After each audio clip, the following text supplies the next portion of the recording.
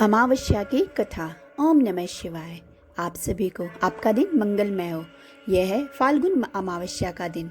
पितरों की आत्मा की शांति के लिए तर्पण, पिंडदान और श्राद्ध कर्म आदि करने के लिए बहुत ही महत्वपूर्ण दिन होता है। इन कर्मों को करने से पितृ भी प्रसन्न होते हैं और वे अपने परिवारजनों पर अपनी कृपा बनाए रखते हैं।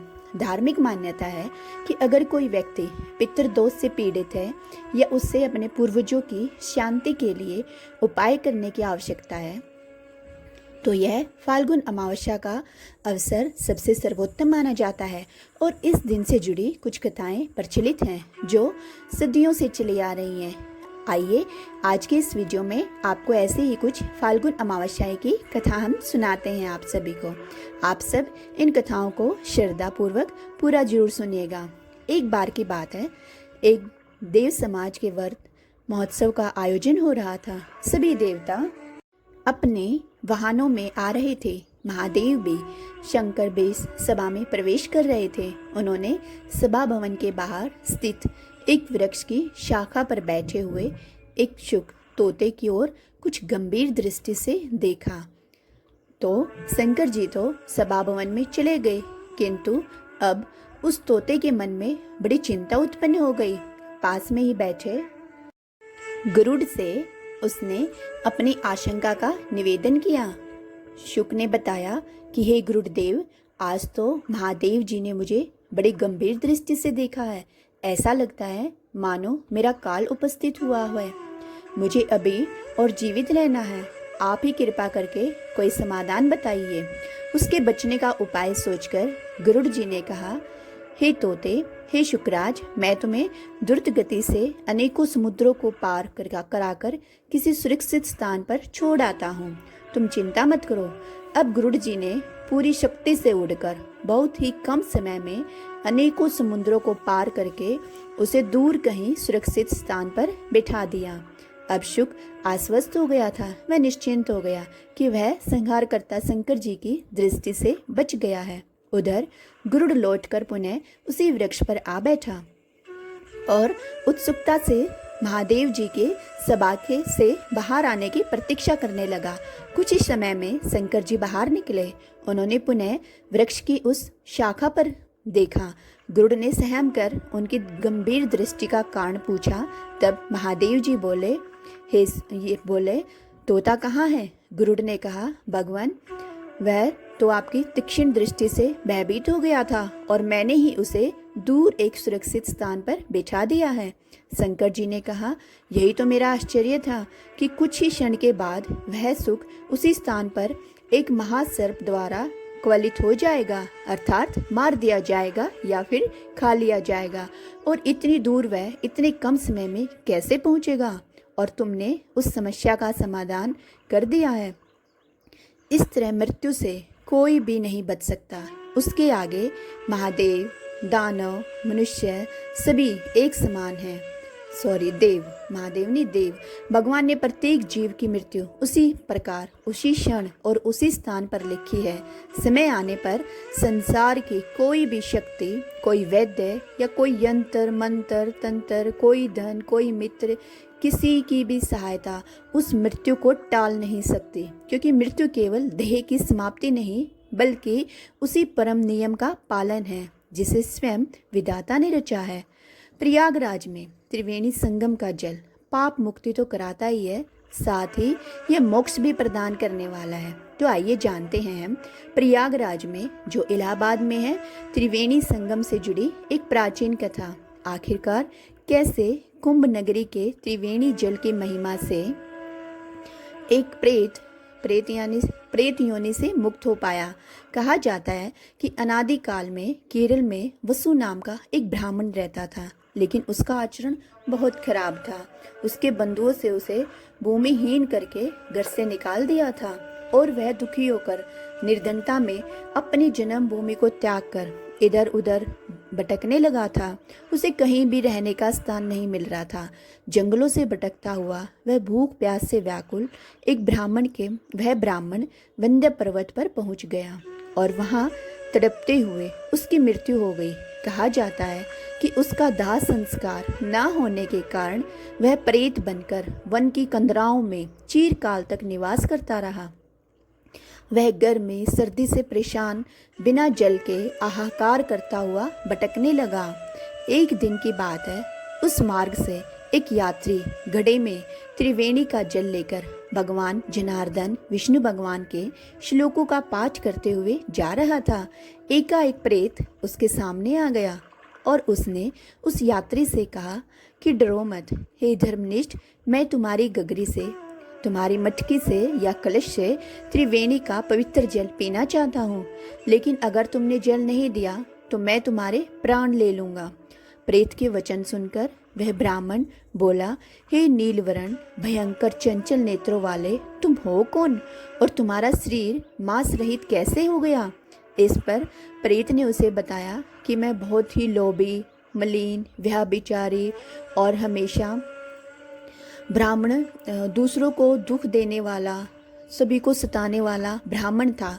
पूर्व जन्मों के ऐसे कर्मों के कारण ही मेरी ऐसी दुर्दशा हुई है। तब पथिक ने उस प्रेत को जल दे दिया। प्रेत ने जल पिया और उसी क्षण वह प्रेत योनि से मुक्त होकर दिव्य देहधारी हो गया। और उस दिव्य देहधारी पुरुष ने कहा, हे पथिक, त्रिवेणी की इस संगम के जल की महिमा का वर्णन कोई भी नहीं कर सकता। इसे तो स्वयं महादेव ने अपने मस्तक पर धारण करते हुए, जो अचित शक्ति वाला है, अनेकों आशीर्वाद देकर वह पिशाच प्रेत योनि से मुक्त होकर स्वर्गलोक को चला गया। इस प्रकार हमने प्रयाग के महात्म्य को जानकर महाकुंभ के माघ मास में त्रिवेणी के जल के आचमन से पाप तो दूर होते ही हैं, और यह त्रिवेणी जो है, त्रिवेणी का जल संगम, पिशाच योनि से भी मुक्ति मिल जाती है हमें इससे। ज्योतिषी विज्ञान की दृष्टि से उज्जैनी अर्थात उज्जैन नगरी का अपना भी एक विशिष्ट स्थान है, और श्राद्ध पक्ष में उज्जैन में स्थापित शिवलिंग श्री पिशाच मुक्तेश्वर महादेव का भी विशेष महत्व है। श्राद्ध पक्ष के इन 16 दिनों में 84 महादेवों में से 68वें नंबर पर आने वाले श्री पिशाच मुक्तेश्वर महादेव पर शुद्ध गाय के दूध मिश्रित तिल, जौ, गंगा जल, शिप्रा आदि से अभिषेक करने से पितर तृप्त होते हैं और वो हमसे प्रसन्न हो जाते हैं। पूर्वज चाहे किसी भी योनि में प्रवेश कर गए हों, चाहे वे अकाल मृत्यु को प्राप्त हुए हों, चाहे उनका दाह संस्कार विविध ना किया गया हो, पिशाच मुक्तेश्वर महादेव उन्हें प्रेत योनि से मुक्त करते हैं। कलयुग में सोम नाम का शत्रु हुआ और मरने पर वह मरु देश में पिशाच योनि में पड़ गया। एक समय उसे मार्ग से हर एक विद्या को जानकर ब्राह्मण मिला। उसे देखकर पिशाच ने उसे खाने के लिए दौड़ पड़ा। ब्राह्मण के रथ के पहिए की गिड़गिड़ाहट सुनकर वह पिशाच घबरा गया। तब ब्राह्मण ने कहा, तुम्हें डरने की जरूरत नहीं है। तुम पिशाच ने यह जानकर कि यह ब्राह्मण तो विद्वान और ज्ञाता है, उनसे पूछा कि पिशाच योनि किस कर्म के करने से मिलती है और कौन से पुण्य से पिशाच योनि से मुक्ति संभव है। तब ब्राह्मण देवता ने बताया कि द्रव्य हरण करने वाले, जो देवताओं के द्रव्य को खाने के सामान को चुराने वाला पिशाच योनि को प्राप्त होता है।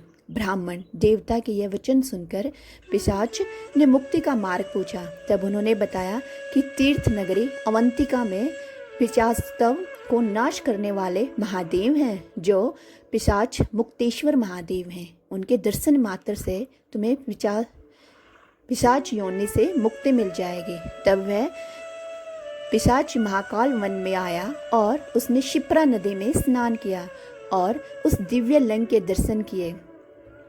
तब उसे पिशाच योनि से मुक्ति मिल गई और वह विष्णु लोक को प्राप्त हुआ। जो व्यक्ति पितृपक्ष में पिशाच मुक्तेश्वर लिंग के दर्शन और अभिषेक करते हैं, उनके पितरों को मोक्ष मिलता है और उन्हें प्रेत या फिर पिशाच योनि से भी मुक्ति मिल जाती है। प्राचीन समय की बात है, तुंगभद्रा नदी के किनारे अनुपम नामक एक नगर में आत्मदेव नामक एक ब्राह्मण रहते थे। उनकी पत्नी का नाम था धुंधली। आत्मदेव को सबसे बड़ा दुख यह था कि उनकी कोई संतान नहीं थी। इससे वे हमेशा चिंतित रहते थे। एक दिन दुखी होकर वे वन में चले गए। वहाँ पर उन्हें एक सन्यासी महात्मा के दर्शन हुए। आत्मदेव ने सन्यासी के सामने अपना दुख निवेदन किया और कहा, हे महात्मन, मैं बहुत दुखी हूँ, मेरी कोई संतान नहीं है। सन्यासी ने ध्यान लगाकर देखा और फिर बताया कि तुम्हारे भाग्य की प्रबलता और विधाता के लिखे लेख के चलते 7 जन्मों तक भी आपको संतान की प्राप्ति का योग है ही नहीं। अगले 7 जन्म में भी संतान न होने का संकेत करते हुए सन्यासी ने आत्मदेव ब्राह्मण से कहा कि हे संतान मोह छोड़ दे। लेकिन आत्मदेव ने उन सन्यासी से आग्रह किया कि वे कोई ऐसा उपाय बताएं जिससे उन्हें संतान की प्राप्ति हो सके।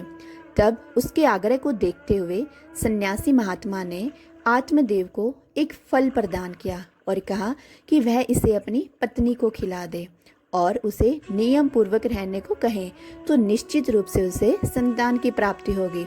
आत्मदेव ब्राह्मण ने घर लौटकर वह फल अपनी पत्नी धुंधली को दिया और सन्यासी की बात बताते हुए उसे कहा कि श्रद्धा पूर्वक फल खा ले तो अवश्य ही संतान की प्राप्ति होगी। धुंधली ने अपने पति से फल तो ले लिया, लेकिन दुविधा में पड़ गए कि इसे खाए या ना खाए। उसके मन में अनेक कूक तर्क आने लगे और आखिरकार उसने उस फल को नहीं खाया और अपनी बहन की सलाह से चुपचाप उस फल को गाय को खिला दिया। धुंधली की बहन उस समय गर्भवती थी। उसने धुंधली के साथ योजना बनाई।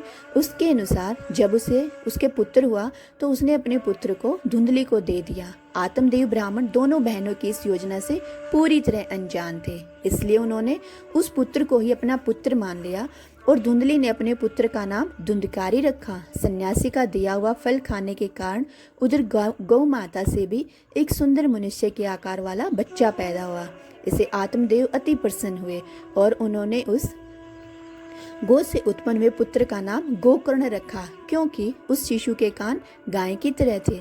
समय बीतने पर वे दोनों पुत्र साथ साथ बड़े हुए। धुंधकारी अति दुष्ट निकला और गोकर्ण अत्यंत ज्ञानी।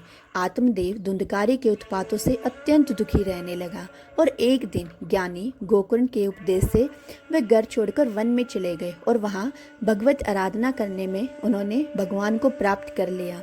इधर धुंधकारी के उत्पात जारी रहे। वह नगर के बच्चों को नाद में बिठाता और नदी में ले जाकर सभी को तेज गति से बहती हुई नदी की धारा में डुबोकर मार देता था। जब वे बचाने के लिए गिड़गिड़ाते तो धुंधकारी खूब हंसता था। नगर के सभी लोग उससे परेशान थे, पर करते तो क्या करते बेचारे। धुंधकारी इतना क्रूर और दुष्ट था कि सभी उसके पास जाने तक डरते थे।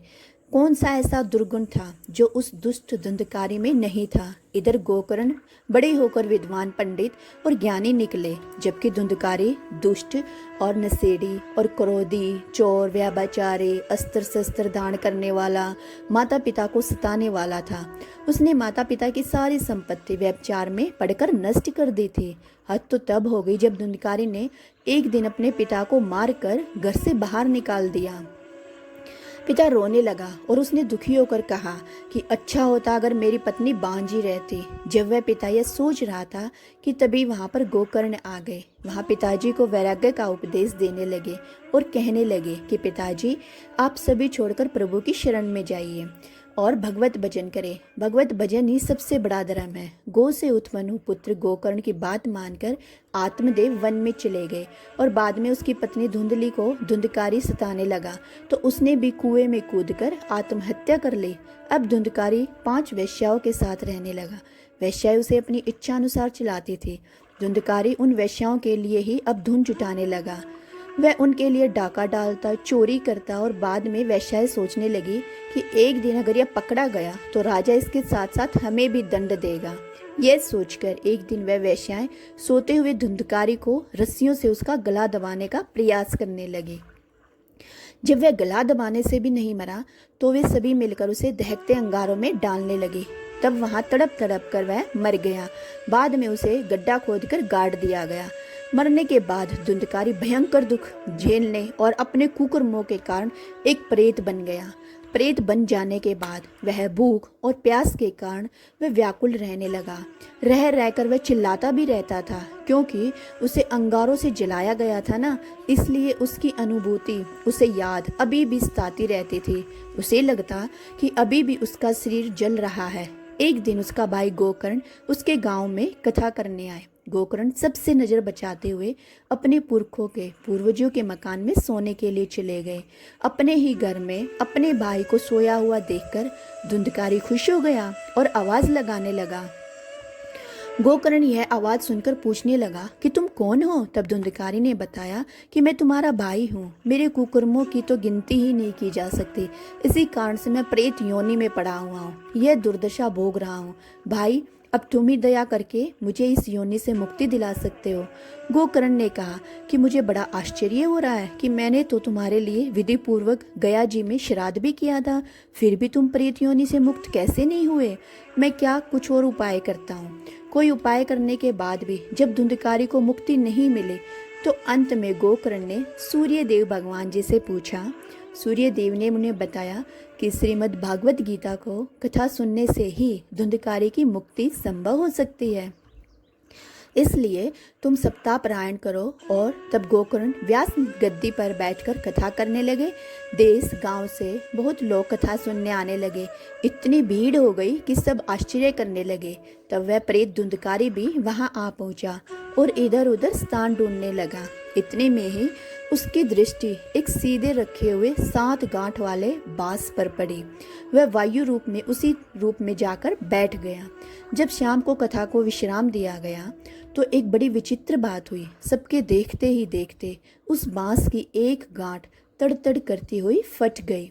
इस प्रकार 7 दिनों में उस बांस की 7 गांठें फट गई और 12 स्कंद सुनने से पवित्र होकर धुंधकारी एक दिव्य रूप धारण करके सामने खड़ा हो गया। उसने भाई को प्रणाम किया। तभी वैकुंठवासी पार्षदों के सहित एक विमान वहां उतरा और सबके देखते ही देखते धुंधकारी विमान पर चढ़ गया। उन पार्षदों को देखकर गोकर्ण ने कहा कि भगवान के प्रिय पार्षदों, यहाँ हमारे अनेक शुद्ध हृदय श्रोतागण बैठे हुए हैं, उन सबके लिए भी एक साथ बहुत से विमान क्यों नहीं लाए। यहाँ सभी ने तो समान रूप से कथा सुनी है, फिर फल में से इस प्रकार का भेदभाव क्यों। तब भगवान के पार्षदों ने कहा कि इस फल का भेद का कारण इसमें श्रवण का भेद है। इन सभी ने एक समान रूप से कथा तो सुनी किंतु उसके जैसा मनन नहीं किया। इस प्रेत ने 7 दिन तक सुने हुए विषय को स्थिरता से खूब मनन किया, अर्थात उसको अपने मन ही मन में याद किया। ऐसा कहकर वे सभी पार्षद वैकुंठ को चले गए। फिर अगले पवित्र मास में गोकर्ण ने फिर से उसी प्रकार सप्ताह क्रम में कथा कही और वहां भक्तों से भरे हुए विमानों के साथ भगवान प्रकट हो गए। उस गांव में कुत्ते और चांडाल पर्यंत जितने भी जीव थे सभी दिव्य देह धारण करके विमान पर चढ़ गए। भगवान उन सभी को योगी दुर्लभ गोलोक धाम ले गए। इस कथा का सार यह है कि अपने माता पिता को कष्ट देने वाला, शराब पीने वाला, वेश्यागामी पुरुष प्रेत योनि प्राप्त कर अनंत काल तक भटकते रहते हैं। अब ना तो गोकर्ण की तरह कथा सुनाने वाले हैं और ना ही धुंधकारी की तरह स्थिर मन से कथा सुनने वाले लोग हैं। धुंधकारी को उसके पापों की सजा तो मिली, साथ ही उसने प्रेत योनि में रहकर भी सजा भुगती थी। बाद में जब उसे पछतावा हुआ तो भागवत कथा सुनकर उसका मन निर्मल हो गया और निर्मल मन होने से उसके सारे संताप जाते रहे। बांस की 7 गांठें हमारी 5 इंद्रियों, 6 मन और 7वीं बुद्धि पर लगी हुई अज्ञान की अशुद्धि की गांठें हैं। भागवत के श्रवण मनन से पूर्व धुंधकारी 5 इंद्रियों, 6 मन और 7वीं बुद्धि नामक 7 सत्रों पर अशुद्धि और ज्ञान से भरा हुआ था। यही उसका 7 गांठों वाला बांस में बैठना है। भागवत के श्रवण मात्र से इन 7 सत्रों पर वह अशुद्धि और अज्ञान से मुक्त हो गया और यही बांस की 7 गांठों का फटना है। यही थी धुंधकारी की कहानी। अब सुनिए अमावस्या की मुख्य कहानी। पौराणिक कथाओं के अनुसार एक साहूकार के 7 बेटे और एक बेटी थी। उनके घर में अक्सर एक ब्राह्मण भिक्षा मांगने आया करता था। जब भी साहूकार की बेटी भिक्षा लेकर आती तो वह ब्राह्मण भिक्षा लेने से मना कर दिया करता था और कहता था कि तुम्हारे भाग्य में सौभाग्य नहीं है अथवा विधवता लिखी है। यह सुनकर साहूकार की बेटी बहुत दुखी होती। कई बार ऐसा ही होता रहा। तब एक दिन साहूकार की बेटी ने अपनी माँ को सारी बात बताई, कैसे एक ब्राह्मण भिक्षा मांगने आता है और उससे भिक्षा लेने से मना कर देता है। साहूकार की पत्नी ने अपनी बेटी से कहा, अगली बार जब वह भिक्षुक आए तो मुझे बताना। फिर एक दिन वह भिक्षुक द्वार पर आया। उस समय साहूकार की पत्नी दरवाजे से पीछे छुपकर सारी बातें सुनने लगी। वही हुआ जैसा हमेशा होता था। भिक्षुक ने साहूकार की बेटी से भिक्षा लेने से मना कर दिया और कहने लगा कि तुम्हारे भाग्य में सुहाग नहीं है, विधवा होना लिखा है। इस बात को सुनकर साहूकार की पत्नी दरवाजे की आड़ से बाहर निकल कर आई और भिक्षुक से कहने लगी, अगर ऐसा है, एक तो हम भिक्षा दे रहे हैं, ऊपर से आप हमें अशुभ बातें बता रहे हो। ब्राह्मण ने कहा कि मैं जो कुछ भी कह रहा हूँ वह सच है। आपकी बेटी के भाग्य में ऐसा ही लिखा है। जब विवाह के समय आपकी बेटी फेरे ले रही होगी, उसी समय सांप आकर इसके पति को काट लेगा और यह विधवा हो जाएगी। ब्राह्मण की ऐसी बातें सुनकर साहूकार की पत्नी बहुत दुखी हुई, लेकिन फिर ब्राह्मण से बोली, अगर आपको यह पता है कि यह विधवा होगी तो आपको यह भी पता हो सकता है फिर इसके सुहाग की रक्षा कैसे हो सकेगी। साहूकार की पत्नी के ऐसा पूछने पर ब्राह्मण ने कहा कि यहाँ से बहुत दूर पर एक गांव है जहाँ पर एक सोना धोबन रहती है।